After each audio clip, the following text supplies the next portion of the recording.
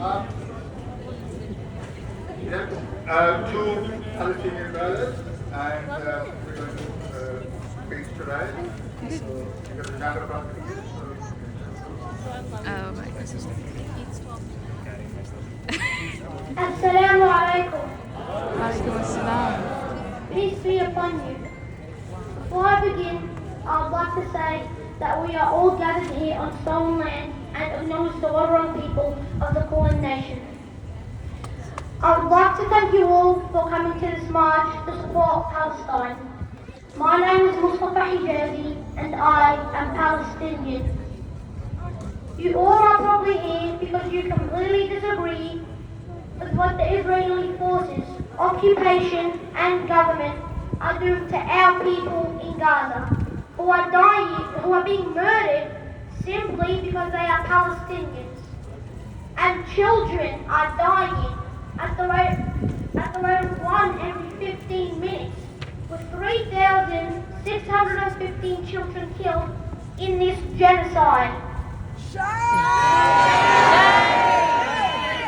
And let's not forget that the Israeli government has been cutting off food, water, electricity, and essential resources for the past 29 days. Before you say, can they even do that? Yes, they can, and they have. And over 10,000 killed altogether. These are not numbers, but real people who had a whole life ahead of them, but their life was cut short. Why? Because they are Palestinians defending their land. Don't say this is a war. You're meant to say this is a genocide. Even if you're living in Gaza and your house hasn't been bombed and your family is alive, these are still the worst days of your life, no matter what. Just imagine living in Gaza. None of us here could stay there for 10 complete seconds. But they are standing strong, and we should stand strong with them and for them. You.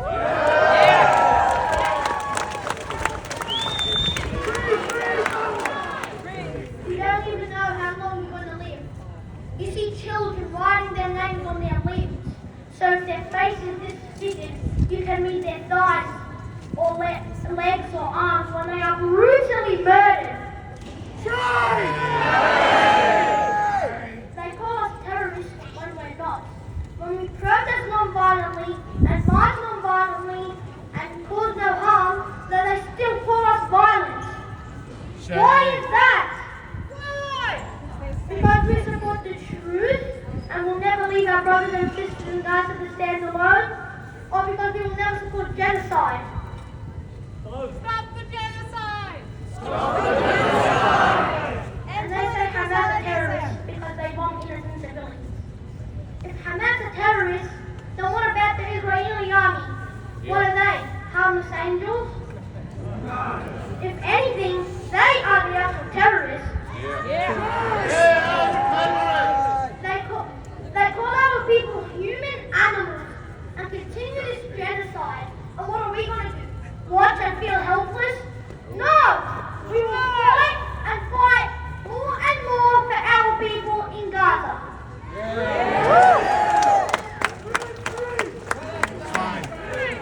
Palestine! Palestine! Palestine! Now here is a story told by a woman in Gaza that witnessed her son get martyred. The woman was calling her son to come inside the house, and while he was running into the house, an ambulance struck him. She wasn't sad that he had died.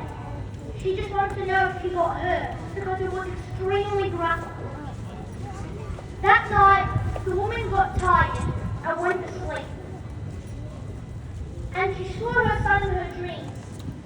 She said, "My dear son, did you get hurt? Are you okay?"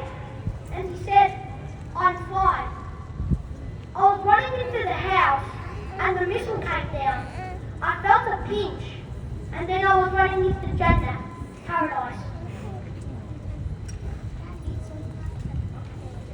Insha'Allah, in God's will, what we wish for, which is an immediate ceasefire, an end to this horrible genocide, and no more of our brothers and sisters in Gaza and in Palestine murdered.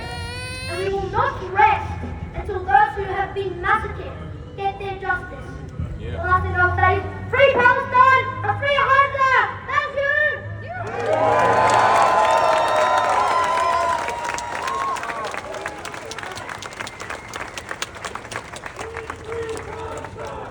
Free Palestine! Free Palestine! Free Palestine! Free Palestine! Assalamu alaikum. Peace be upon you all. I am Ayman Hijazi and I am Palestinian. Today I will be telling you 3 stories of the more than 3,615 children killed in Gaza.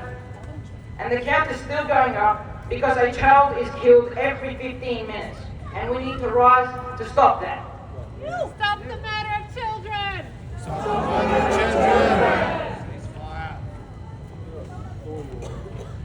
I will talk about Zainab.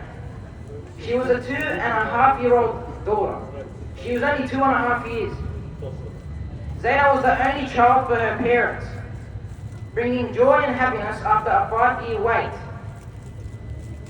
She came and brightened our lives. She's very smart and you'd think she's older than her age, said Zainab's father. On October 15th, her father went to get medication for her because she was sick. And just before he reached the end of the street, Israel bombed their neighborhood, targeting their home and the entire family. Her father was the only survivor. They are not just numbers, they were real people. The next person is a boy called Muhammad al-Muqayyad. He loved to be described as a free player. He was born in 2008. He was talented in computer programming and had a passion for playing soccer. However, Muhammad won't return to play in the neighborhood field wearing the shirt of his favorite team, Barcelona. This is because on October 20th, 2023, Muhammad was killed, and members of his family were injured during an Israeli airstrike in the area they had sought refuge, which was supposed to be safe.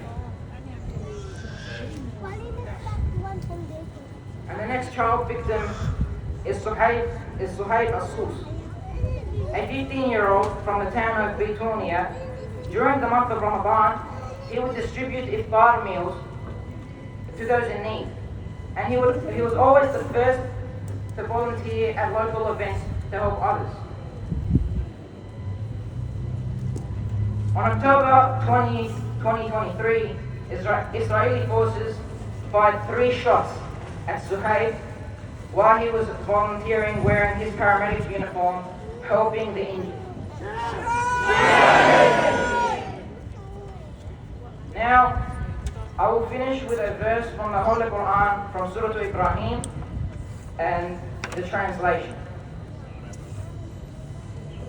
أعوذ بالله من الشيطان الرجيم بسم الله الرحمن الرحيم ولا تحسبن الله غافلا عما يعمل الظالمون إنما يؤخرهم ليوم تشخص فيه الأبصار صدق الله العظيم. And do not think that Allah is unaware of what the wrongdoers do. He only delays them until a day when their eyes will stare in horror. Thank you. Free Palestine!